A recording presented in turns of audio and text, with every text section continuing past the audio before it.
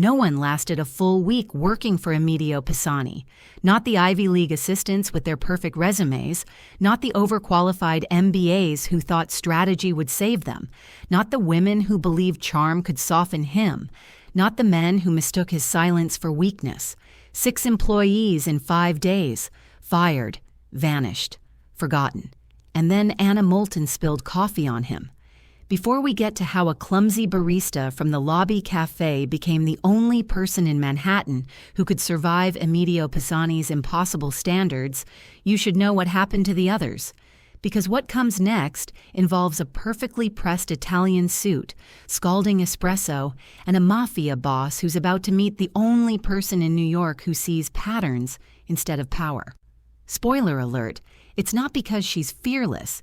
It's because she's too busy calculating structural probabilities to notice how dangerous he is. The 6th assistant in 5 days was clearing her desk. It wasn't the dignified kind of departure where you hand over files and wish everyone well. It was the panicked, shaking hands kind of exit where you grab your personal items and pray you can reach the elevator before the humiliation becomes unbearable. "You're terminated," Emidio Pisani had said, his voice carrying the kind of finality usually reserved for death sentences. He hadn't even looked up from his computer screen. "Security will escort you out. Don't return." Her crime? She'd organized his calendar by priority instead of chronology. That was it. Logic instead of his exact specifications. Welcome to Pisani Holdings, the most feared office building in Manhattan. The 42nd floor of the Meridian Tower was a testament to cold perfection. Floor-to-ceiling windows overlooking the Hudson River. Marble floors so polished they reflected your inadequacy back at you. Furniture that looked like it belonged in a museum, probably because some of it actually did. Everything was black, white, or steel. No color, no warmth, no mercy. The employees moved through the space like ghosts, speaking in whispers, avoiding eye contact. They called it the Ice Palace. They called Emidio Pisani the Reaper. Not to his face, obviously. No one was that suicidal. Emidio Pisani, 34 years old, CEO of Pisani Holdings, a strategic consulting and urban development firm that was absolutely, definitely, completely legitimate and not at all connected to one of New York's most powerful organized crime families. Officially, Pisani Holdings managed real estate portfolios and infrastructure projects. Unofficially, well, let's just say their client list included people who solved problems with methods that wouldn't hold up in city planning meetings. Emidio himself was the kind of man who made elevators go silent when he entered. Tall, dark-haired, with sharp Italian features that belonged on Renaissance sculptures. He wore suits that cost more than most people's annual salaries, and he wore them like armor. His eyes were the worst part, dark, calculating, merciless. The kind of eyes that saw through every excuse, every weakness, every lie. When Emidio Pisani looked at you, you felt measured, weighed, and usually found wanting. He'd inherited the organization from his uncle at 29, after a hostile takeover that left 2 rival families restructured and everyone else too smart to challenge him. 5 years later, he'd transformed the business, making it more efficient, more profitable, more untouchable. He demanded absolute perfection from his operations, his people, his universe itself, and from his assistants most of all, which brought them to the current problem. 6 assistants in 5 days, muttered James from accounting, watching the latest victim flee toward the elevators. That's got to be a record. Sarah lasted 4 hours on Monday, whispered Priya from marketing, pretending to review contracts. He fired her because she said good morning before he acknowledged her presence. Michael made it to Tuesday afternoon, added Marcus, the intern. He brought the wrong brand of sparkling water. Apparently, there's a difference between Italian and French bubbles. And Rebecca? James shook his head. She answered his phone on the 4th ring instead of the 3rd, gone by Wednesday. No one survives him, Priya concluded. No one. Inside his office, Emidio stood at the window, looking out over Manhattan with the expression of a man who owned significant portions of it and was irritated by the portions he didn't. The intercom buzzed. "Boss," came the voice of Valerio Conti, his head of operations and the only person who'd worked for him longer than 6 months. "Your mother is here." Emidio closed his eyes. Of course she was. "Send her in." The door opened without a knock. Only one person in the world had that privilege. Emidio Matteo Pisani. The voice was sharp, aristocratic, and utterly unamused. Giuliana Pisani swept into the office like a force of nature. At 55, she was still formidable. Silver hair perfectly styled, designer suit that whispered old money, the kind of presence that made senators reconsider their positions. She was also the only person on earth that Emidio was even slightly afraid of. "Mama," he said carefully, "I have a board meeting in which you'll reschedule." She settled into the chair across from his desk like she owned it, which technically she partially did. "We need to discuss your assistant problem." "I don't have a problem. I have standards." "You have a revolving door, Emidio. 6 assistants in 5 days. They were incompetent. They were human beings with normal reaction times and basic needs for bathroom breaks." Giuliana crossed her legs, the picture of elegant disapproval. "You're impossible. I'm efficient. You're alone." The words hung in the air like an accusation. Emidio's jaw tightened, but before he could respond, his mother continued. "When was the last time you left this office before midnight? When was the last time you had a conversation with someone who wasn't reporting quarterly projections or asking for permission to exist in your presence? I don't have time for what? For human connection? For anything resembling a normal life?" Giuliana leaned forward, her voice softening just enough to be dangerous. "Your father built this empire, Emidio, but he never let it consume him the way you have." "My father is dead because he trusted the wrong people." "Your father is dead because Vincent Torino put 3 bullets in his chest, not because he was kind to his employees." The silence stretched between them, heavy with old grief and older anger. Outside, Manhattan hummed with its usual chaos, but inside this office, the world felt frozen. "You need an assistant," Giuliana said finally. "A real one. Someone who can actually do the job. I've tried. They're all inadequate, yes. You've mentioned. Perhaps the problem isn't them." Emidio turned from the window, his expression dangerous. "Careful, Mama." "Or what? You'll fire me too." She stood, smoothing her skirt. "I'm having lunch with Anna Torino next week. She mentioned her daughter is looking for work. Bright girl, apparently. Mathematics degree from—" "Absolutely not." "Why? Because her last name is Torino? Because her grandfather and your father had business disagreements?" "Because her grandfather ordered my father's execution." "Her grandfather has been dead for 15 years, Emidio, and Anna had nothing to do with any of it. She was 12 when Vincent died." Emidio's hands clenched at his sides. The Torino name still tasted like poison in his mouth, still brought back memories of his father's funeral, of promises of vengeance that had shaped his entire adult life. "Find someone else," he said quietly. "I will. But you'll interview them properly this time. No firing people for breathing too loudly or organizing things logically." Giuliana moved toward the door, then paused. "And Emidio? Try to remember that the people who work for you are human beings, not chess pieces." She left without waiting for a response, the door closing behind her with a soft click that somehow sounded like a threat. Emidio returned to his desk, trying to focus on the quarterly reports spread across its surface, but his concentration was shattered by the sound of raised voices from the outer office. "I'm so sorry, I'm so sorry, oh God, I'm so sorry."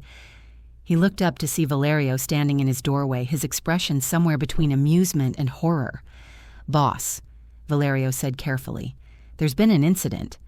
"What kind of incident?" The elevator kind, with coffee and your new suit. Emidio's blood pressure spiked. My Armani, the one you had flown in from Milan yesterday, yes. Through the glass walls of his office, Emidio could see a young woman standing near the elevators, frantically, dabbing at her hands with napkins. She was small, maybe 5'4", with dark hair pulled back in a messy bun and wearing what looked like a café uniform. She was also covered in coffee. Who is she?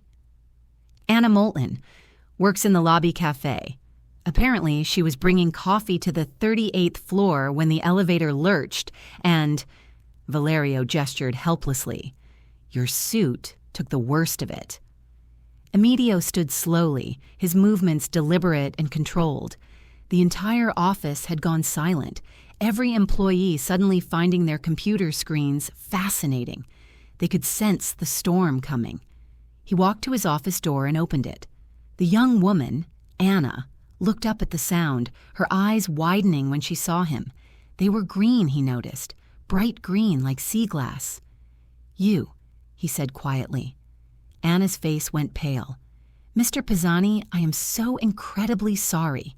The elevator jerked and I lost my grip, and I know your suit is probably ruined and I'll pay for the cleaning, I promise, even if it takes me 6 months to... Stop talking. She stopped mid-sentence, her mouth still slightly open. Emidio studied her. She was young, maybe 25, with the kind of face that was more interesting than beautiful. Sharp cheekbones, full mouth, those startling green eyes that seemed to be calculating something even as she stood there terrified. What's your name? Anna. Anna Moulton. Anna Moulton. He repeated it slowly, tasting the syllables. You work in the cafe. Yes, sir, for about 6 months now.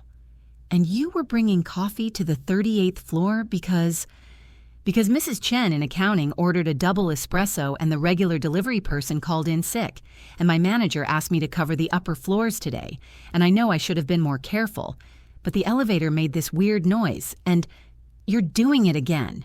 Doing what? Talking when I told you to stop. Anna's mouth snapped shut so fast he heard her teeth click. The entire office was watching now, not even pretending to work. This was better than reality television. This was Emidio Pisani about to destroy someone's life in real time. But something strange was happening. Instead of the familiar cold rage that usually accompanied these moments, Emidio felt curious. This girl, Anna, wasn't cowering the way most people did when he focused his attention on them. She was scared, yes, but she was also studying him, her green eyes moving from his face to his hands to his posture, like she was solving an equation. How much do you make at the cafe? He asked. Anna blinked. I'm sorry? Your salary. How much? $15 an hour? And you work how many hours a week? About 30, sometimes more during busy periods. Emidio did the math automatically, roughly $1,800 a month, before taxes. Barely enough to survive in Manhattan, certainly not enough to pay for a $3,000 suit.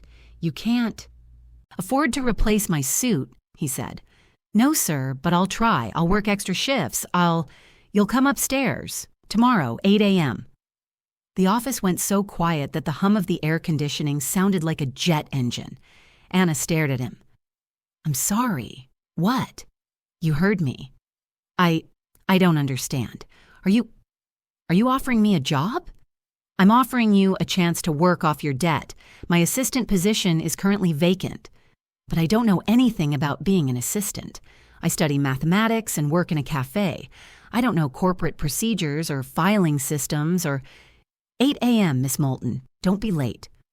He turned and walked back into his office, leaving Anna standing in the middle of the workspace, coffee-stained and confused, while 43 employees stared at her like she'd just performed a miracle.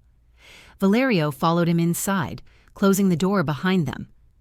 Boss, he said carefully, are you feeling all right? I'm fine. Because you just hired the girl who destroyed your suit. I didn't hire her. I gave her a temporary position to work off her debt. A debt she could never actually pay. Emidio sat behind his desk, his expression unreadable. "Your point?" "My point is that you've fired 6 people this week for infractions smaller than breathing wrong, and now you're giving a job to someone who literally threw coffee at you." "She didn't throw it. It was an accident." "Since when do you care about intent versus results?"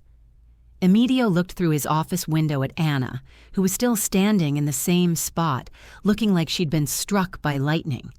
As he watched, she raised her hand to examine her fingers, which were red from the hot coffee. "She's burned," he said quietly. "What?" "Her hands. The coffee burned her hands." Valerio followed his gaze. "So she's standing there worried about my suit when she's the one who's actually injured. And that matters because—" Emidio didn't answer. He couldn't explain the strange feeling in his chest, the way something had shifted when he'd seen those bright green eyes calculating instead of cowering. He couldn't explain why he'd offered her a job instead of having security escort her from the building. "Just make sure she has the proper paperwork," he said finally. "Boss, 8 a.m., Valerio. Make sure she's ready." After Valerio left, Emidio returned to his window. Anna was gone now, probably back to the café, probably trying to figure out what had just happened to her life. He touched the coffee stain on his jacket, the expensive fabric ruined beyond repair. Any other day, any other person, and he would have made them pay in ways that had nothing to do with money. But Anna Moulton had looked at him like he was a puzzle to be solved, not a monster to be feared. And for the first time in 5 years, Emidio Pisani was curious to see what would happen next. Outside his window, Manhattan glittered in the afternoon sun, unaware that the most dangerous man in the city had just made a decision that would change everything. Anna Moulton was coming upstairs, and she had no idea what she was walking into. Subscribe if you haven't already, and tell me in the comments where you're watching from. Because tomorrow's story unfolds darker, deeper, and far more dangerous than you think. Now, let's begin the tale. Anna Moulton arrived at Pisani Holdings at 7:47 a.m., 13 minutes early and carrying a small first aid kit in her purse. Her hands were still tender from yesterday's coffee incident, wrapped in gauze that made typing awkward, but she'd practiced anyway, all night, on her laptop, until her roommate threatened to throw her computer out the window. The 42nd floor felt different when you belonged there. Sort of. Maybe. The marble floors were just as intimidating, the glass walls just as cold. But now she had a temporary desk and a computer login and a stack of paperwork that Valerio Conte had left for her with instructions written in handwriting so precise it looked like a font. "Miss Moulton." Anna looked up to find Emidio Pisani standing beside her desk, wearing another suit that probably cost more than her annual tuition. This one was charcoal gray, perfectly tailored and mercifully coffee-free. "Mr. Pisani, good morning." "It's 7:52. Anna blinked. "Yes, sir.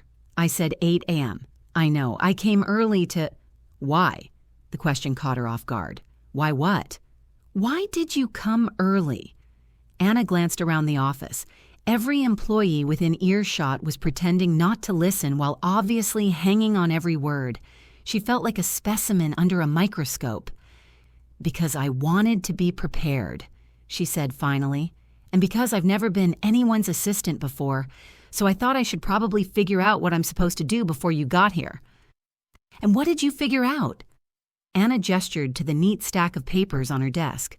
"That your previous assistant left very detailed notes about your preferences. You take your coffee black, no sugar. You prefer emails to phone calls.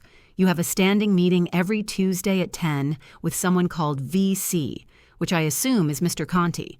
You don't like small talk, interruptions, or people who say no problem instead of you're welcome." Emidio's expression didn't change, but something flickered in his dark eyes. "What else?" "You have a meeting with the Meridian Development Group in 20 minutes, but they're going to try to reschedule because their lead architect called in sick. You'll say no. They'll offer to send their junior architect instead. You'll say no again. Then they'll panic and send their senior partner, who will arrive exactly 12 minutes late and apologize profusely. How could you possibly know that? Anna pointed to her computer screen. Because they've rescheduled this same meeting 4 times in the past 6 weeks, always with the same pattern. And because their senior partner has been exactly 12 minutes late to every meeting he's attended here for the past year. The office had gone completely silent. Even the air conditioning seemed to be holding its breath. Emidio studied her for a long moment. You analyzed my calendar. I analyze the patterns in your calendar. It's what I do. What you do? I'm a mathematics major. Pattern recognition, statistical analysis, probability theory. I see numbers and relationships and patterns. Anna realized she was rambling and forced herself to stop. Sorry, I know you don't like excessive talking. I don't like pointless talking. That wasn't pointless. Before Anna could respond, the phone rang. She looked at it, then at Emidio. Answer it, he said. Anna picked up the receiver. Emidio Pisani's office, this is Anna. Hi, this is Jennifer from Meridian Development. I'm calling about Mr. Pisani's 9:30 meeting. Our lead architect is sick, and we were wondering if we could reschedule for next week. Anna looked at Emidio, who nodded once. I'm sorry, but Mr. Pisani's schedule is completely booked for the next 2 weeks. However, if you'd like to send your junior architect as a replacement, we could keep the original time slot.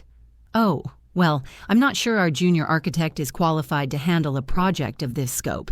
Could we possibly send our senior partner instead? He's very experienced.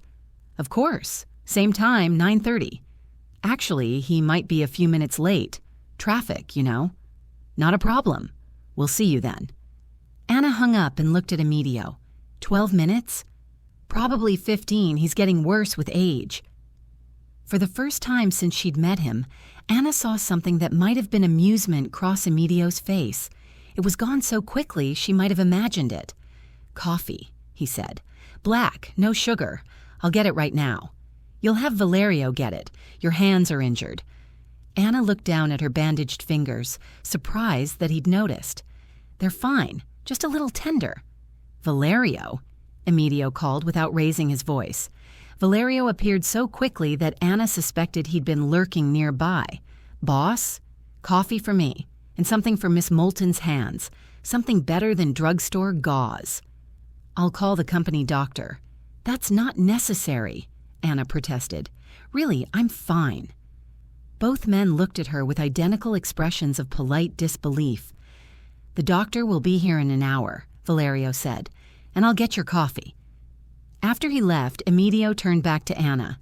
You'll find that arguing with me is generally counterproductive. I wasn't arguing. I was expressing a different opinion. In my office, those are the same thing. Anna bit back her response. She was starting to understand why his previous assistants hadn't lasted long. Emidio Pisani didn't just demand perfection, he demanded complete submission to his will. The problem was, Anna had never been particularly good at submission. Is there anything else you need me to do before your meeting? She asked instead. Yes. Tell me why you're really here. I'm sorry? Yesterday you were a café worker. Today you're my assistant. That's not a normal career progression. So tell me why you're really here. Anna felt heat rise in her cheeks. You offered me the job. I offered you a way to work off your debt. That doesn't explain why you accepted. Because I need the money? The café pays you $1,800 a month. This position pays $4,000. You could have found other ways to pay for my suit. Anna stared at him. $4,000 a month? That was more than she'd ever made in her life. That was enough to pay her rent, her student loans, and still have money left over for actual food instead of ramen noodles. I didn't know about the salary, she said honestly. Then why did you say yes? Anna considered lying, giving him some safe, professional answer. But something about the way he was looking at her, like he was genuinely curious rather than testing her, made her tell the truth. Because you didn't fire me, she said quietly. Everyone said you fire people for breathing wrong, but I spilled coffee all over your expensive suit, and you didn't fire me. You gave me a chance instead, and I've never had anyone give me a chance before." The words hung in the air between them. Anna immediately regretted her honesty. Too much information, too personal, your previous employers didn't appreciate your pattern recognition skills. "My previous employers were a diner, a bookstore, and a café. They didn't really care about my skills as long as I showed up on time and didn't steal from the register." "And before that, school?" "I was a scholarship kid at a very expensive university. They appreciated my test scores, but they didn't particularly care about me as a person." Emidio nodded slowly, as if this confirmed something he'd already suspected. "Miss Moulton," he said finally, "I should warn you that working for me is not like working anywhere else. I have very specific expectations, and I don't tolerate failure." "I understand. Do you? Because in the past week, I've fired 6 people, intelligent, qualified people, who thought they understood what this job required." Anna met his gaze steadily. Then maybe the problem wasn't that they were incompetent. Maybe the problem was that they were trying to be what they thought you wanted instead of being what you actually needed. The silence that followed was so complete that Anna could hear her own heartbeat. She'd gone too far. She'd basically told one of the most powerful men in Manhattan that he was wrong about his own hiring practices. But instead of the explosion she expected, Emidio simply nodded. "We'll see," he said quietly. "We'll see." 3 days into her new position, Anna Moulton discovered that Emidio Pisani's filing system was a masterpiece of organized paranoia. Every document was coded, cross-referenced, and stored in multiple locations. Financial records were separated from operational reports, which were kept distinct from property files, which had nothing to do with personnel records.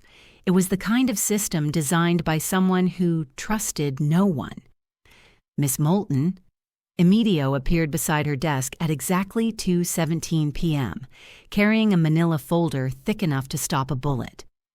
"I need you to file these property acquisitions in the archive room, basement level, section M7. Anna looked up from the quarterly reports she'd been organizing. "The basement? Is that a problem?" "No, sir, I just didn't know we had a basement." "We have 3 basements. You'll need this." He handed her a security card along with the folder. "Don't lose it." The elevator descended past the lobby, past the parking garage, into depths Anna hadn't known existed. The basement levels were nothing like the pristine marble and glass of the upper floors. Here the walls were concrete, the lighting was fluorescent, and the air smelled faintly of machine oil and old paper. Section M7 turned out to be a vast archive room filled with filing cabinets that stretched from floor to ceiling. Anna found the property acquisition files and began sorting through the documents, organizing them by date and location. That's when she noticed the blueprints. They were mixed in with the standard property deeds and purchase agreements, architectural drawings for buildings throughout Manhattan. At first glance, they looked normal. Office buildings, residential complexes, commercial spaces. But as Anna spread them across the archive table, something nagged at her. She pulled out her phone and opened the city planning app she'd downloaded for an urban development class. The official building layouts appeared on her screen, and she began comparing them to the blueprints in front of her. The buildings didn't match. According to the city records, 425 Park Avenue was a standard 30-story office building with a conventional foundation. But the blueprint in her hands showed something else entirely. A structure that extended 4 levels underground, with corridors that seemed to connect to the building next door. Anna pulled more blueprints from the files. 1247 Broadway, 89 Wall Street, 156 West 47th, all Pisani Holdings properties, all showing underground extensions that didn't appear on any official city plans. Her hands moved faster now, spreading blueprints across the table like puzzle pieces. She grabbed a legal pad and began sketching, mapping the underground corridors as they appeared in the architectural drawings. What emerged made her blood run cold. The buildings formed a network, an invisible underground city that stretched across Manhattan, connecting Pisani properties through a maze of tunnels and passages that officially didn't exist. "How far have you traced it?" Anna spun around, her heart hammering. Emidio stood in the doorway of the archive room, his expression unreadable. "Mr. Pisani, I was just filing the documents like you asked, and I noticed—" "How far?" he repeated, moving closer to the table where her sketches were spread out like evidence of a crime. Anna swallowed hard. "From the financial district to Midtown, maybe further. I'd need to see more blueprints to be sure." Emidio studied her makeshift map, his dark eyes tracing the lines she'd drawn, connecting building to building. "What do you think it is?" "I think—" Anna hesitated, then decided honesty had worked for her so far. "I think someone built a transportation network underneath Manhattan, something that bypasses the subway system, the sewer system, everything official. And why would someone do that? Because they needed to move things without being seen, or tracked, or—" Anna's voice trailed off as the implications hit her. Or stopped. Emidio picked up one of the blueprints, examining it with the casual interest of someone reviewing lunch menus. "These are very old plans, Miss Moulton. Some of them date back to the 1980s. "The tunnels are that old?" "Older. Much older." He set the blueprint down and looked at her directly. "What you're looking at is the remnant of a network that was built during Prohibition. Speakeasies needed supply routes that the police couldn't monitor. After Prohibition ended, the tunnels were repurposed." Anna felt pieces clicking into place in her mind, by organized crime families, by businessmen who valued privacy.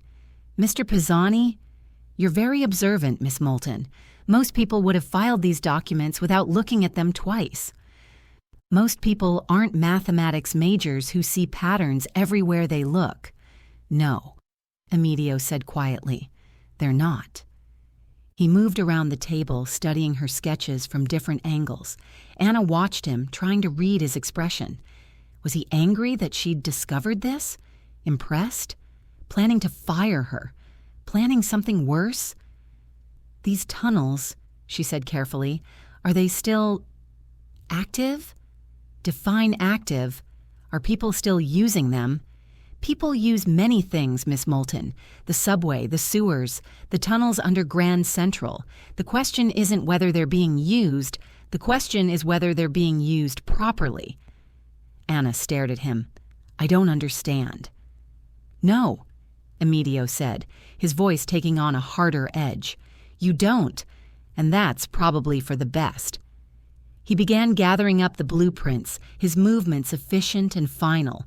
Anna watched him stack the documents, erasing hours of her work in seconds. "Mr. Pisani, wait. I think there's something else." His hands stilled. "What?" Anna pointed to her sketch, to a section near the financial district where several tunnel lines converged. "Look at this intersection. It's directly under the Federal Reserve Building." Emidio's expression didn't change, but Anna saw his jaw tighten, almost imperceptibly. "And this one," she continued, pointing to another convergence point. "It's under one police plaza, and this one is under City Hall." "Your point?" "My point is that whoever built this network didn't just want to move things around the city. They wanted access to the most secure buildings in Manhattan, the places where the real power is." Emidio was very still now, watching her with the intensity of a predator deciding whether something was prey or threat. "Miss Moulton," he said finally, "I want you to forget what you've seen here today." "I can't do that." "Why not?" "Because I don't forget patterns. It's not how my brain works. Once I see the connections, they're there permanently." "That could be a problem." Anna felt a chill that had nothing to do with the basement air conditioning. "Are you going to fire me?" "I'm considering it. Because I'm too observant. Because you're too smart for your own good." They stared at each other across the table, covered in evidence of secrets that went back decades. Anna realized that she was standing at a crossroads. She could apologize, promise to forget, go back to being a simple assistant who filed documents without reading them, or she could push forward into whatever darkness she'd uncovered. "Mr. Pisani," she said quietly, "beneath your buildings, someone built a second city." Emidio's eyes went completely cold. "Yes," he said, "they did." Anna spent the weekend researching everything she could find about underground Manhattan: old city planning documents, historical records, newspaper archives from the Prohibition era. By Monday morning, she had 3 notebooks filled with dates, names, and connections that painted a picture of a city beneath the city. She also had questions that kept her awake at night. When she arrived at the office, Emidio was already at his desk, staring at his computer screen with the kind of focus that suggested he hadn't slept either. "Miss Moulton." He didn't look up. "Close the door." Anna obeyed, her pulse quickening. The closed door was never a good sign in the Pisani Holdings office. It usually meant someone was about to be terminated. "Sit." She sat in the chair across from his desk, the same chair where she'd watched 6 other assistants receive their walking papers. "I've been thinking about our conversation on Friday," Emidio said, finally looking at her. "About the tunnels." "Yes, sir." "I've decided to trust you with something. Against my better judgment, but—" He paused, seeming to weigh his words carefully. "I need someone I can trust, and you've proven to be remarkably observant." Anna felt a flutter of something between excitement and terror. What kind of something? The kind that could get you killed if you're not careful. The words hung in the air like a threat. Anna swallowed hard but didn't look away. "I'm listening." Emidio leaned back in his chair, his expression grim. "Those tunnels you discovered? They're not just historical artifacts, they're still being used by someone in my organization." "Used for what?" "Moving money, moving products, moving information, all without my knowledge or authorization." Anna felt pieces clicking into place. "You think you have a mole?" "I don't think it. I know it. Someone has been using my family's infrastructure to run their own operations. Someone with access to the building plans, the security codes, the financial systems." "How long has this been going on?" "At least 2 years. Possibly longer." Emidio's jaw tightened.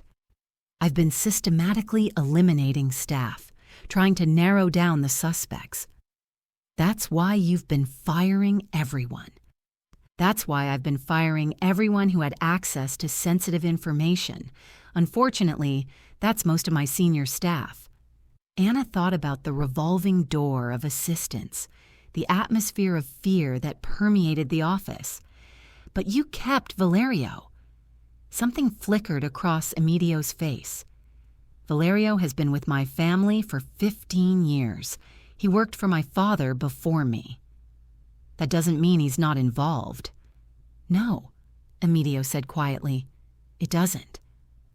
The admission seemed to cost him something. Anna realized she was seeing a side of Emidio Pisani that few people ever witnessed. The man beneath the armor, vulnerable and isolated, and carrying the weight of suspicion about everyone around him. "What do you need me to do?" she asked. "I need you to help me trace the financial irregularities. Use that pattern recognition of yours to find connections I might have missed." "You want me to investigate your own organization?" "I want you to help me save it." Anna nodded slowly. "Where do we start?" Emidio pulled a thick folder from his desk drawer. Bank records, property transfers, shipping manifests, everything going back 3 years. Anna opened the folder and immediately felt overwhelmed. Hundreds of documents, thousands of transactions, a maze of numbers and dates that would take weeks to sort through manually. "This is going to take forever," she said. "We don't have forever. Whoever is doing this knows I'm getting close. They're going to make a move soon." "What kind of move?" "The kind that eliminates the problem permanently." Anna looked up sharply. "You think they're planning to kill you?" "I think they're planning to try." The casual way he said it made Anna's blood run cold. She thought about the security cameras, the armed guards, the way Valerio seemed to appear whenever Emidio called. Even surrounded by protection, he lived like a man under siege. "Mr. Pisani, Emidio, if we're going to work together on this, you should use my name. Emidio." The name felt strange on her tongue, too intimate for their professional relationship. "Are you sure you can trust me? I mean, how do you know I'm not the mole?" He smiled, and for the first time since she'd met him, it reached his eyes. "Because you spilled coffee on me, Miss Moulton. If you were a professional spy, you would have found a more subtle way to get my attention." Despite everything, Anna found herself smiling back. "That's your security screening? Clumsiness?" "That's my security screening for you. Everyone else gets a more thorough background check." Anna opened the folder and began spreading documents across his desk. "Okay, let's find your traitor." They worked in silence for the next hour, Anna organizing transactions by date and amount, while Emidio cross-referenced them with operational reports. The pattern that emerged was subtle but unmistakable, small amounts of money being diverted from legitimate accounts, always just under the threshold that would trigger automatic audits. "Here," Anna said, pointing to a series of transfers. "These payments are going to a shell company called Meridian Consulting. But look at the dates." Emidio leaned over to see what she was pointing at, close enough that she could smell his cologne, something expensive and understated. "They correspond with tunnel maintenance schedules," he said. "Exactly. Someone is using company funds to maintain the underground network, but they're hiding it as consulting fees." "Who authorized these payments?" Anna traced the approval codes. "VC." Emidio went very still. "Valerio." It could be a coincidence. Maybe he was just following orders. "No." Emidio's voice was flat, final. "Valerio handles all the operational budgets. If money is being diverted, he knows about it." Anna watched the emotions play across his face. Betrayal, anger, something that might have been grief. Valerio wasn't just an employee, he was family. The kind of family you choose, which made the betrayal even worse. "I'm sorry," she said quietly. "Don't be sorry. Be careful." Emidio gathered up the documents, his movements sharp with controlled fury. If Valerio is involved, then he knows we're investigating, which means... The office door opened without a knock. Valerio stepped inside, his expression pleasant and professional. "Boss, your 3 o'clock is here early. Should I send them in?" "In a moment," Emidio said, his voice perfectly calm. Valerio's eyes moved to the documents scattered across the desk, then to Anna's notebooks filled with financial calculations. His expression didn't change, but Anna saw something flicker in his eyes: recognition and calculation. "Of course," Valerio said. "Take your time." He left, closing the door behind him. Anna and Emidio sat in silence for a long moment. "He saw everything," Anna whispered. "Yes," Emidio said. "He did." "What do we do now?" Emidio's smile was cold and sharp as a blade. "Now we see how far the rabbit hole goes." Anna couldn't sleep. Every time she closed her eyes, she saw Valerio's face in the doorway, the way his expression had shifted when he'd seen the financial documents spread across Emidio's desk. She'd spent the night researching Meridian, consulting, following digital breadcrumbs that led nowhere and everywhere at once. At 6 a.m., she gave up on sleep and headed to the office early. The building was nearly empty, just security guards and cleaning crews. Anna used her keycard to access the archive room, determined to find more pieces of the puzzle. She was 3 levels down, surrounded by filing cabinets and the hum of fluorescent lights, when she found it. A sealed file folder, misfiled in the wrong section, labeled in faded ink, "Subway Reroutes, 2012, Moulton, R." Anna's hands shook as she opened it. The first document was a city inspection report, signed by Robert Moulton, senior infrastructure engineer, her father. The man who died in a construction accident when she was 19, leaving her with student loans and a scholarship that barely covered tuition. The report detailed structural concerns about unauthorized modifications to subway tunnels in Lower Manhattan, specifically tunnels that connected to the basement levels of several buildings that Anna now recognized as Pisani Holdings properties. Her father had discovered the network 5 years before she had. Miss Moulton. Anna spun around, clutching the file to her chest.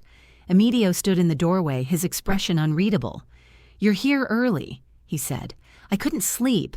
I was looking for more information about Meridian Consulting, and I found—" She held up the file. "I found this." Emidio's eyes fixed on the folder. "What is it?" "A report filed by my father about unauthorized tunnel modifications, about your buildings." The silence stretched between them, heavy with implications. Emidio stepped into the room, closing the door behind him. "Let me see it." Anna handed him the file, watching his face as he read. She saw the moment he understood, the slight tightening around his eyes, the way his jaw clenched. "Your father was the city inspector who discovered the tunnels," he said finally, "and he died 3 weeks after filing this report, in a construction accident that was never properly investigated." Emidio looked up at her. "You think his death wasn't an accident?" "I think my father found something he wasn't supposed to find, and I think someone made sure he couldn't tell anyone about it." Anna's voice was steady, but inside she was falling apart. Her father had been her hero, the man who'd taught her to see patterns in everything, who'd encouraged her love of mathematics, who'd worked double shifts to help pay for her education. The idea that he'd been murdered for doing his job made her feel sick and furious in equal measure. "Anna." Emidio's voice was gentler than she'd ever heard it. "I need you to understand something. If your father was killed because of what he discovered, then you're in danger too. Because I know what he knew. Because you know more than he knew. You've connected the financial records to the tunnel network.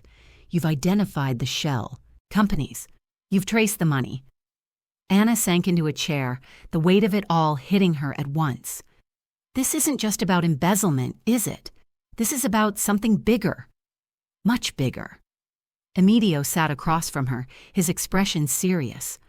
"The tunnel network isn't just being used to move money. It's being used to move everything: drugs, weapons, people. It's a shadow transportation system that bypasses every security measure the city has in place. And whoever killed my father is still using it." "Yes." Anna stared at the file in Emidio's hands, her father's careful handwriting documenting the last investigation he'd ever complete. "I want to find them," she said quietly. "Anna, I want to find whoever killed my father, and I want to make them pay." Emidio studied her face, seeing something there that made him nod slowly. "Then we work together. But you need to understand the risks. These people have killed before.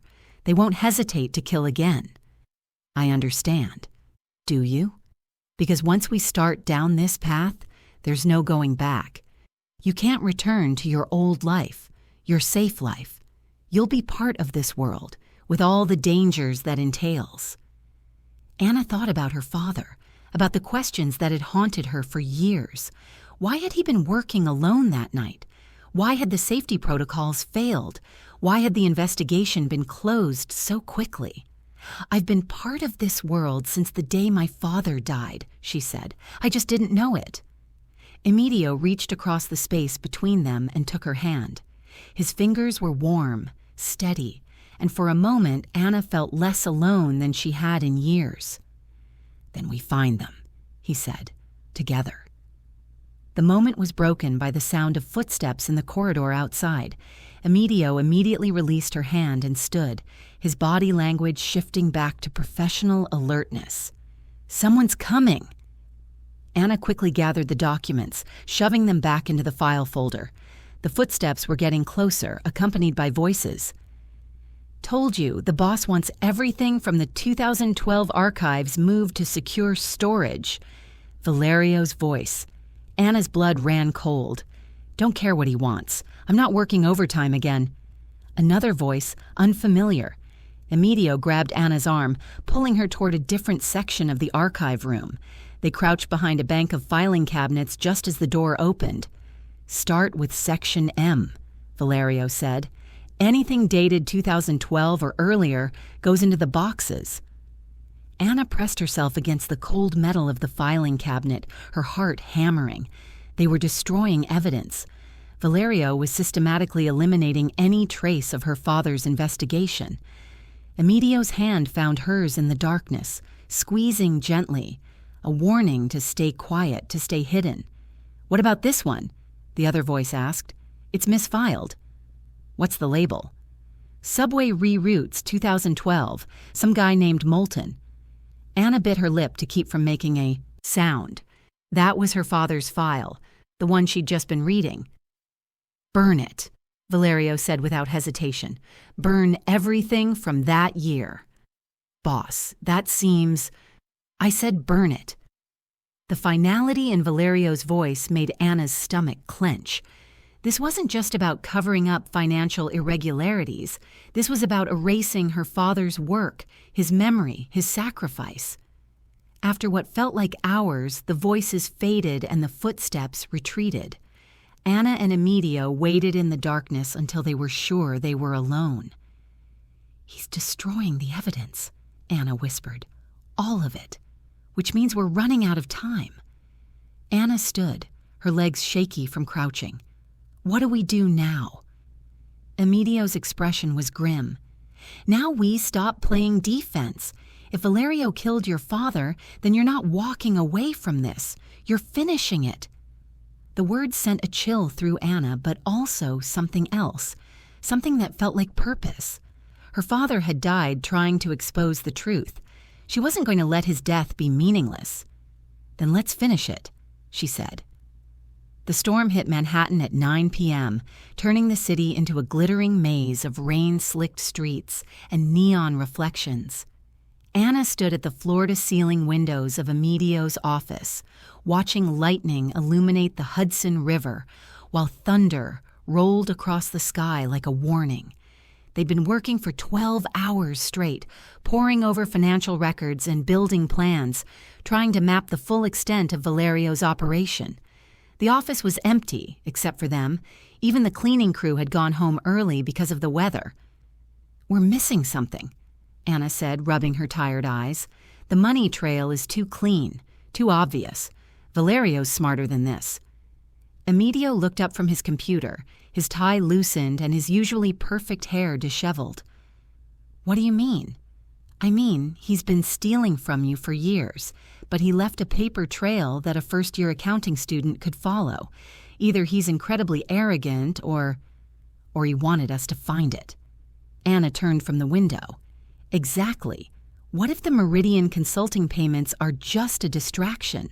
What if the real operation is something else entirely? Then we've been chasing shadows while he moves the real money somewhere else." Lightning flashed again, closer this time, and the lights in the office flickered. In the brief darkness, Anna saw Emidio's face illuminated by the glow of his computer screen, sharp angles and shadows that made him look like something carved from marble. "Why didn't you ever fire me?" she asked suddenly. The question surprised them both. Emidio leaned back in his chair, studying her across the expanse of his desk. "What?" "Everyone said you fire people for breathing wrong, but I spilled coffee on your $3,000 suit, and you gave me a job. Why?" Emidio was quiet for a long moment, the only sound the rain against the windows and the distant rumble of thunder. "Because you looked at me like I was a puzzle to be solved," he said finally, "not a monster to be feared. And that mattered to you, more than it should have." The admission hung between them, charged with something that had nothing to do with the storm outside. Anna felt her pulse quicken, aware suddenly of how alone they were, how intimate the darkened office felt with the city spread out below them. "Emidio," she said softly. "I know." His voice was rough. "I know this is complicated. I know you work for me. I know there are rules about this kind of thing. I know my father is dead because of someone in your organization." The words cut through the tension like a blade. Emidio's expression hardened, the moment of vulnerability disappearing behind his usual mask. "Yes," he said, "he is. And I know that person might be someone you trust, someone you consider family. Yes, and I know that getting involved with you could get me killed. It could." Anna moved away from the window, walking slowly around his desk until she was standing beside his chair. This close, she could see the exhaustion in his eyes, the weight he carried, the loneliness that he hid behind power and control. "But I also know," she said quietly, "that I've never felt safer than I do when I'm with you." Emidio looked up at her, his dark eyes searching her face. "Anna. And I know that whoever killed my father made one crucial mistake." "What's that?" "They left me alive." The words were barely a whisper, but they carried the weight of a promise. Anna saw something shift in Emidio's expression, saw the exact moment when he stopped seeing her as someone to protect and started seeing her as someone to fight beside. He stood slowly, his movement bringing him close enough that she could feel the heat radiating from his body, close enough that she had to tilt her head back to meet his eyes. "You're not walking away from this," he said. "No, I'm not. Even if it destroys everything you thought you knew about your life." "My life was destroyed the day my father died. I'm just finally ready to do something about it." Thunder crashed overhead, and in the flash of lightning that followed, Emidio's control finally snapped.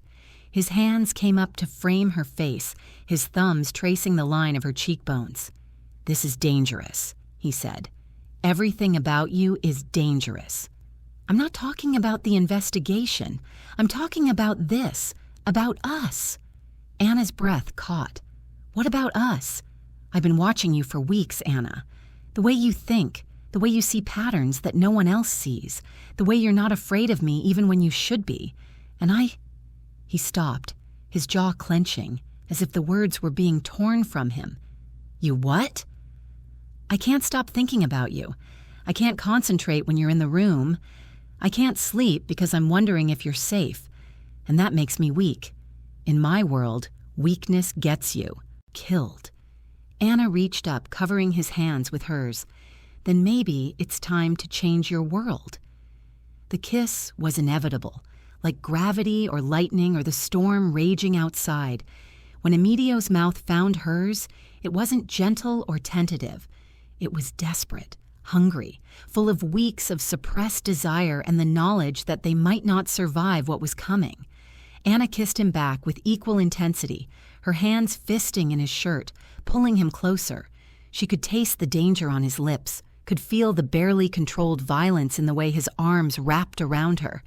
This wasn't a fairy tale romance. This was something darker, more complicated, more real. When they finally broke apart, both breathing hard, Anna saw something in Emidio's eyes that she'd never seen before: vulnerability, hope, fear. "Anna," he said, his voice rough, I know this changes everything. If Valerio finds out, then we make sure he doesn't." Emidio's smile was sharp and dangerous. "You're learning to think like me. Maybe you're learning to think like me." Another flash of lightning illuminated the office, and in that moment Anna saw their reflection in the dark windows. Two figures silhouetted against the storm, holding each other like they were the only solid things in a world that was falling apart, which, she realized, might not be far from the truth. "We should go," Emidio said, though he made no move to release her. "We should. The security cameras are probably being monitored by someone who wants us dead." They looked at each other, the implications sinking in. If Valerio was watching, if he'd seen what just happened between them, then Anna had just become a target in ways that had nothing to do with her father's investigation. "Too late now," she said. "Too late," Emidio agreed. Outside, the storm raged on, but inside the office something had shifted. They were no longer just investigating a crime. They were fighting for their lives, and they were fighting together. The call came at 6:47 a.m., jarring Anna from the first decent sleep she'd had in days.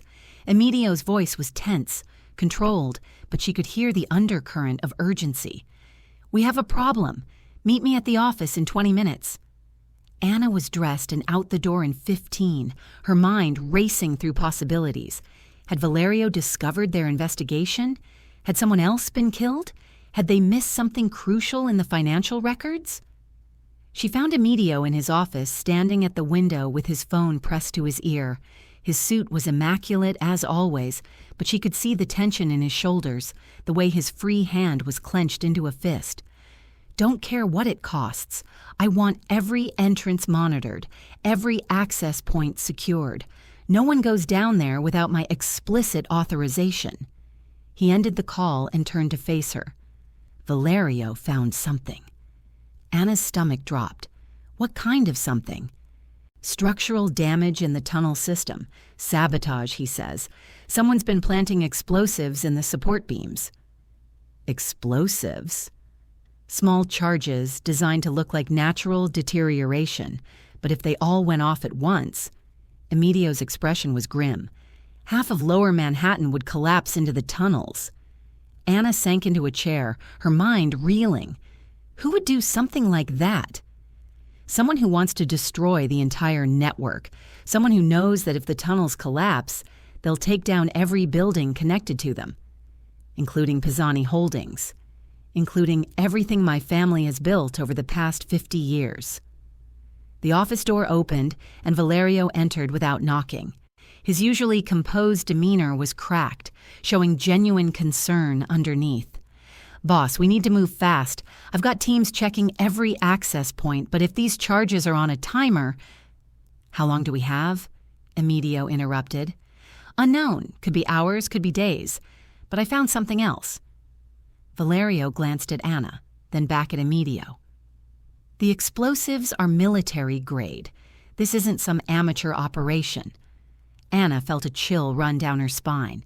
Military-grade explosives meant professional killers, people with resources and training far beyond anything she'd imagined. "I want to see the damage myself," Emidio said. "Boss, that's not safe. If someone's targeting the tunnels..." "Then they're targeting me, and I don't hide from threats." Valerio's jaw tightened. "At least let me secure the area first. Give me 2 hours to sweep for additional devices." 1 hour, then we go down. After Valerio left, Anna turned to Emidio. "This feels wrong." "What do you mean?" "I mean, it's too convenient. We discover Valerio's been stealing money and suddenly there are explosives in the tunnels. It feels like a distraction or a trap." Emidio studied her face. "You think Valerio is lying about the explosives?" "I think Valerio has been lying about everything, and I think he knows we're on to him. Then why would he want me to go down into the tunnels?" Anna felt pieces clicking into place, a pattern emerging that made her blood run cold. "Because it's the perfect place for an accident. Underground, away from witnesses, with a convenient explanation already in place. The explosives. Think about it. You go down to investigate the sabotage, there's an explosion, and suddenly the head of Pisani Holdings is dead. Valerio takes over the organization, and no one questions it because everyone saw him trying to protect you." Emidio was quiet for a long moment, processing the implications. "If you're right, then this isn't just about money. This is about a complete takeover. And if I'm wrong, then there really are explosives down there, and we need to stop them before they bring down half the city. Either way, we have to go." Anna stood up. You're not staying here alone. If Valerio is planning something, you're safer with me. Emidio, if this is a trap, then we spring it on our terms." An hour later, they stood at the entrance to the tunnel system, 3 levels below street level. Valerio had assembled a team of security personnel, all armed, all looking nervous. The air smelled of concrete dust and machine oil, and the fluorescent lights cast harsh shadows on the walls. "The damage is about half a mile in," Valerio explained, handing them each a flashlight. "The tunnel narrows there, so we'll have to go single file." Anna noticed that Valerio's team was positioning themselves behind them, not in front. If this was a security sweep, shouldn't the guards be leading the way? "Boss," one of the security guards said, "maybe Miss Moulton should wait here. This could get dangerous." "Miss Moulton comes with us," Emidio said firmly. "She's part of the investigation." Anna caught the look that passed between Valerio and the guard. Quick, meaningful, confirming her worst suspicions. They entered the tunnel system through a concealed entrance in the basement of 425 Park Avenue. The tunnels were wider than Anna had expected, clearly designed for more than just foot traffic. The walls were lined with cables and pipes, and she could hear the distant hum of machinery. "How far does this network extend?" she asked, trying to keep her voice casual. "Miles," Valerio answered. "It connects to the subway system in some places, the sewer system in others. During Prohibition, you could travel from the financial district to Harlem without ever seeing daylight. And now? Now it's mostly abandoned, except for the sections we use for legitimate business purposes." Anna noticed that the security team was spreading out, no longer walking in formation. They were taking positions, she realized, preparing for something. "Valerio," Emidio said quietly, "how much further?" "Just around this bend." They rounded a corner, and Anna saw it immediately. The tunnel ahead was partially collapsed, support beams twisted and broken. But something was wrong with the damage. It was too clean, too precise. "Those aren't explosive charges," she said suddenly. Everyone stopped. Valerio turned to look at her, his expression carefully neutral. "What?" "The damage. It's not from explosives. It's from controlled demolition. Someone brought this section down deliberately, but not to destroy the tunnel, to block it." "Block it from what?" Emidio asked. Anna's blood ran cold as she realized the truth. "To trap us." The lights went out. In the sudden darkness, Anna heard the unmistakable sound of gun safeties being clicked off, multiple weapons surrounding them. "I'm sorry, boss." Valerio's voice came from somewhere in the darkness. "But this is bigger than you understand." The darkness was absolute, the kind of black that made you question whether your eyes were open or closed. Anna pressed herself against the tunnel wall, her heart hammering so loud she was sure everyone could hear it. "Valerio." Emidio's voice cut through the darkness, calm and deadly. "I should have seen this coming." "You were always too trusting, boss. Just like your father." Anna heard movement in the darkness. Footsteps, the scrape of metal against concrete, whispered commands. Valerio's men were positioning themselves, cutting off any escape routes. "How long?" Emidio asked. "How long what?" "How long have you been planning to kill me?" Valerio's laugh echoed off the tunnel walls. "Since the day you inherited what should have been mine. Your father promised me a partnership, Emidio. Equal shares, equal power. Instead, he left everything to his nephew. So you killed him too." "I didn't have to. Vincent Torino did that for me, but I made sure the investigation went nowhere, just like I made sure Robert Moulton's inspection report disappeared." Anna's breath caught. Her father, Valerio, had killed her father. "You bastard," she whispered. "Ah, Miss Moulton, I was wondering when you'd speak up." Valerio's voice was closer now, maybe 10 feet away. "Your father was very thorough, too thorough. He would have exposed everything if I'd let him live."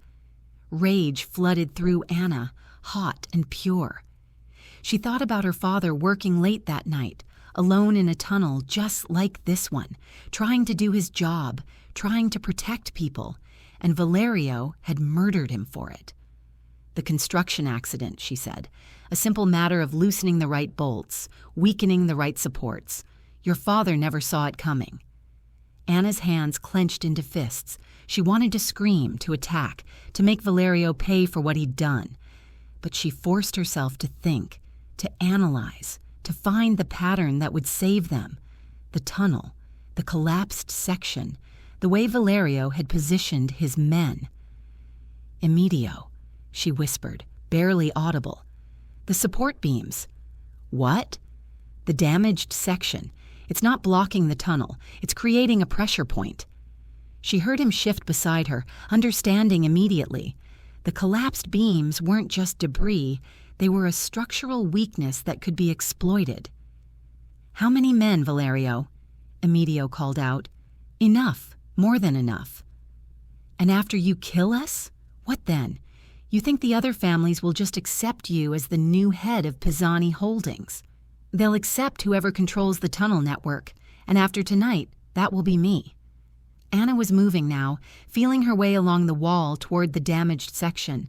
Her fingers found twisted metal, broken concrete, the emergency pressure release valve that her father had noted in his inspection report. You made one mistake, Valerio, Emidio said, his voice carrying clearly through the tunnel. What's that? You brought us down here together.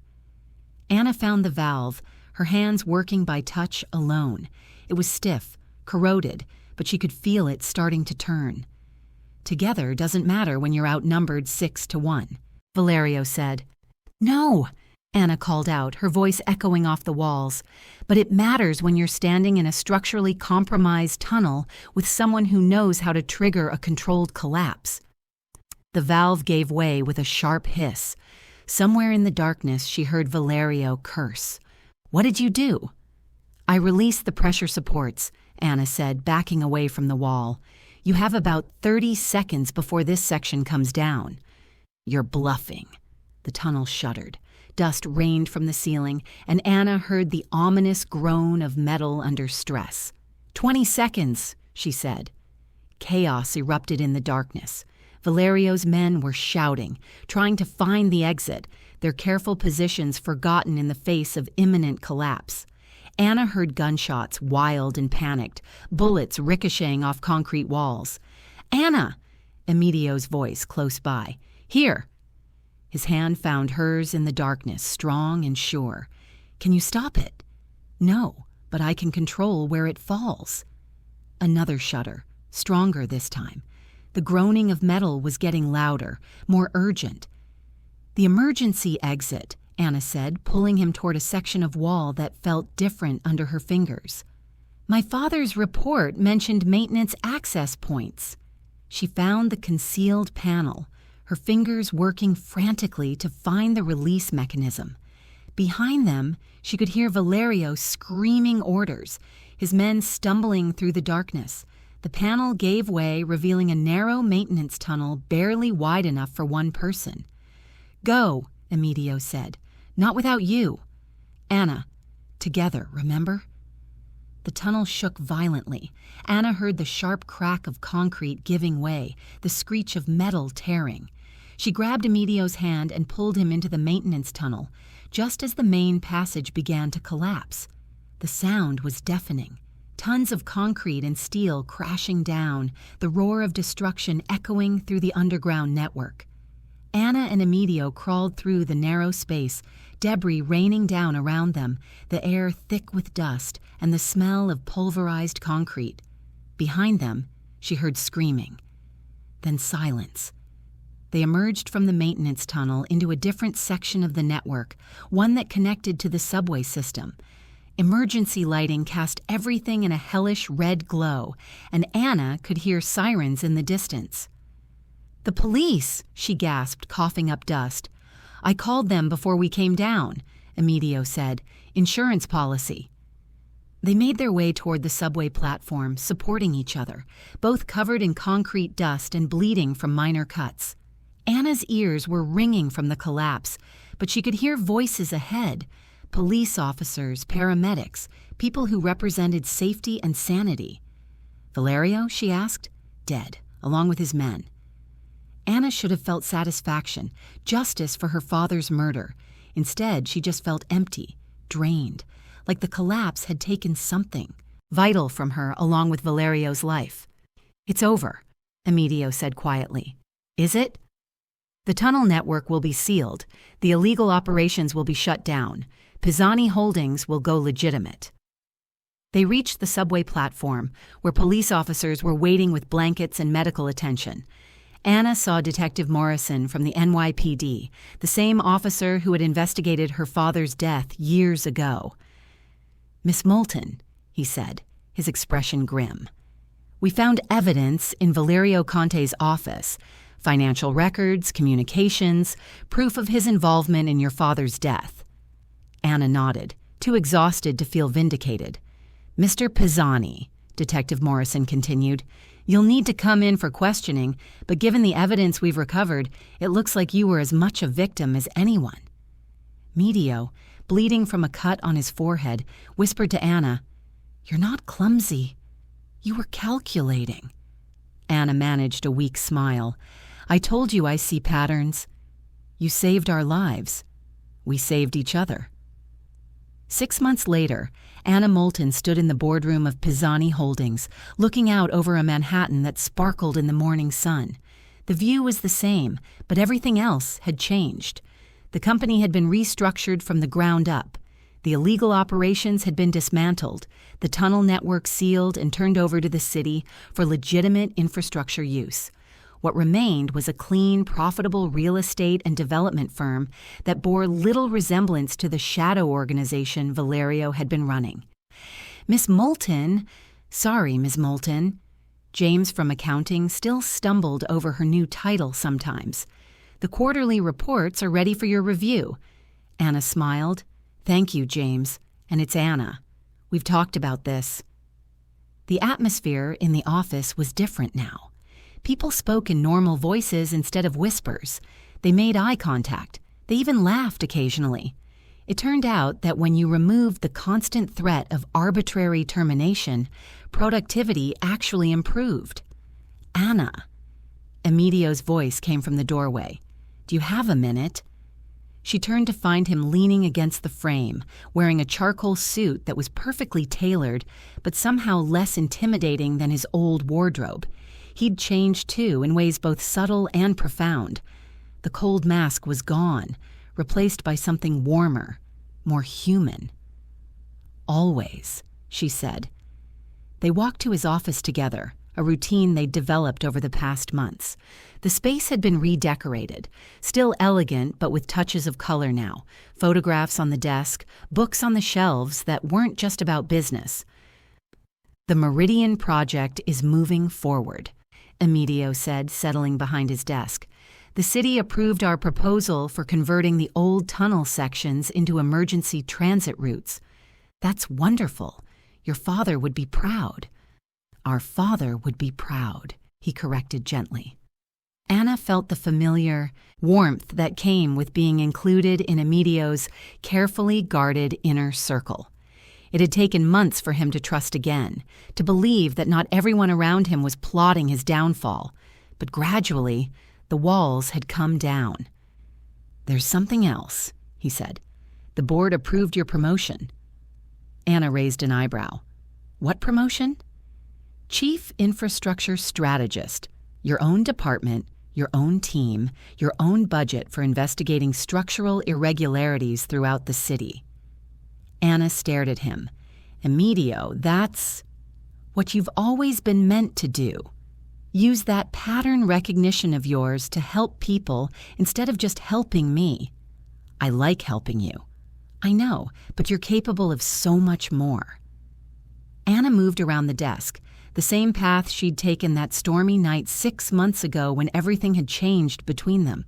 But this time, there was no hesitation, no fear of consequences. "What if I don't want more?" she said, settling into his lap like it was the most natural thing in the world. "What if I'm perfectly happy being your impossibly overqualified assistant?" Emidio's arms came around her, solid and warm and safe. "Then you'd be lying." "Maybe, but I'd be lying to stay close to you." "Anna," His voice was soft, full of something that still made her heart race even after all these months. You don't have to choose between your career and us. You can have both. Can I? Because the last time I checked, dating your boss was still considered a conflict of interest. Emidio smiled, the expression transforming his entire face. Then it's a good thing you won't be working for me anymore. I won't? Chief Infrastructure Strategist reports directly to the board. You'll be my equal, not my employee. Anna felt tears prick her eyes. You planned this. I've been planning this since the day you spilled coffee on me and looked at me like I was a puzzle instead of a monster. You were a puzzle, a very dangerous, very complicated puzzle. And you solved me. Anna laughed, thinking about how far they'd both come. I don't think anyone solves Emidio Pisani. I think they just learn to appreciate the complexity. Is that what you're doing? Appreciating my complexity? Among other things. He kissed her then, soft and sweet and full of promise.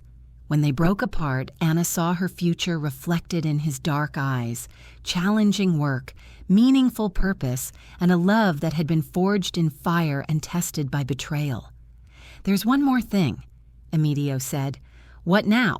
He reached into his desk drawer and pulled out a small velvet box. Anna's breath caught. Emidio, I know it's complicated. I know we've only been together 6 months. I know there are 1,000 reasons why this is too fast, too soon, too risky. But I also know that life is unpredictable and dangerous and short. And I know that I want to spend whatever time I have left with the woman who saved my life, my company, and my soul. Anna stared at the box, her mind reeling. Are you proposing to me in your office? I'm proposing to you in the place where we met, where you changed everything. I spilled coffee on you. You woke me up. Anna took the box with trembling fingers, opening it to reveal a ring that was elegant and understated and perfect. Not ostentatious, not a display of wealth, but a symbol of something real and lasting. Anna Moulton, Emidio said, his voice steady despite the vulnerability in his eyes. Will you marry me? Anna looked at the ring, then at the man who had gone from terrifying boss to trusted partner, to the love of her life. She thought about her father, about the investigation that had brought them together, about the dangerous path that had led to this moment. Yes, she said simply. The kiss that followed was interrupted by a knock on the door. They broke apart to find the entire office staff crowded in the doorway, grinning and applauding. About time, James called out. We've been taking bets for months, Priya added. Did anyone actually think I'd say no? Anna asked. Marcus did, someone called out. He said you were too smart to marry the boss. Former boss, Anna corrected, slipping the ring onto her finger. And apparently I'm just smart enough. Later that evening, they stood in the same spot where Anna had first spilled coffee on Emidio's suit. The lobby café was closed, the building empty except for security guards who had learned to give them privacy. Do you ever regret it? Anna asked. The way everything changed? Never. Emidio handed her a cup of coffee, perfectly brewed, no chance of spilling. Do you? Anna thought about her old life, her safe life, her small life. Then she looked at the ring on her finger, at the man beside her, at the future they were building together. Never, she said. He fired the world, but he kept the girl who changed him. If you enjoyed this story of dangerous love and corporate intrigue, hit that like button and let me know in the comments what you thought of Anna and Emidio's journey. Should I write more stories about powerful men who meet their match? What other tropes would you like to see me tackle? Your feedback helps me create the content you want to read, so don't be shy. Tell me what you're thinking. And if you want to see more stories like this, make sure to follow for updates. Trust me, you won't want to miss what's coming next.